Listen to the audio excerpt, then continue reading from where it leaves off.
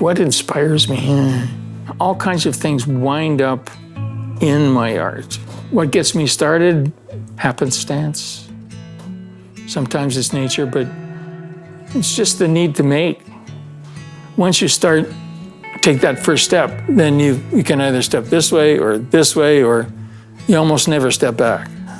I think it's the creative impulse that kind of fascinates me, and the ability to solve problems, come up with new ideas. They say that there's nothing new in the world, but I kind of have a feeling that if you haven't seen what is in the world and you come up with an idea, it's yours. I'm hoping it's working that way anyway. But a lot of it is persistence. I think that my reputation is based on having been here so long and doing so much work and trying new things. Try it and see. It was the motto of one of my teachers one time. Pay attention and try it out.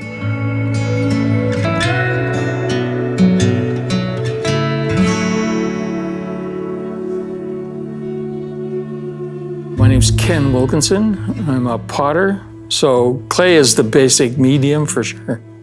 Part of the history is I grew up in Regina, studied engineering, then computer science, shifted to Saskatoon, small town Saskatchewan, back to Saskatoon. Now my studio is at Blackstrap Lake. I started 45 years ago. That was the start, and everything else is just bumped off of what has gone on in the past. Now, there's likely to be an influence that has come along, a class I took. I've studied with a couple of really interesting potters that had some really interesting ideas. And it took me years to kind of incorporate those ideas into my practice. So, yeah, it's kind of a hodgepodge of all of the influences in the world around me, basically.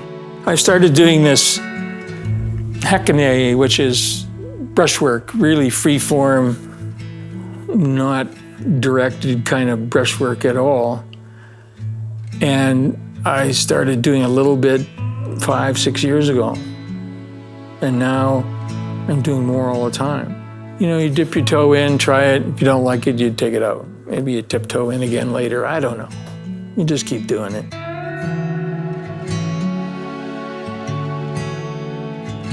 One description is that when I unload a kiln, especially if it's a different kind of firing, two things can happen. I either hate it or I love it. And sometimes it changes as time goes on. The way of looking at my own work changes as time goes on. Could I identify one thing that really turned me on? There's all kinds of things happen. I've done some sculpture, and I tell you, that was the best thing going on for a while. But now I'm back making pots. Artistic pots, but pots nonetheless. One of my taglines is, there's no way to ever get bored. You can't.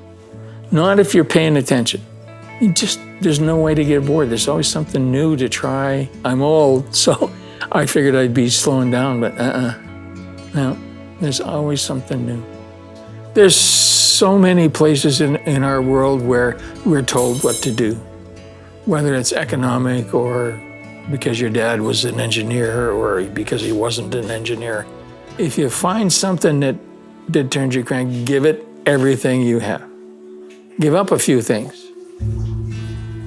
Because ultimately, it doesn't matter if you have a $6,000 fridge or a $600 fridge. It's not gonna make you happy.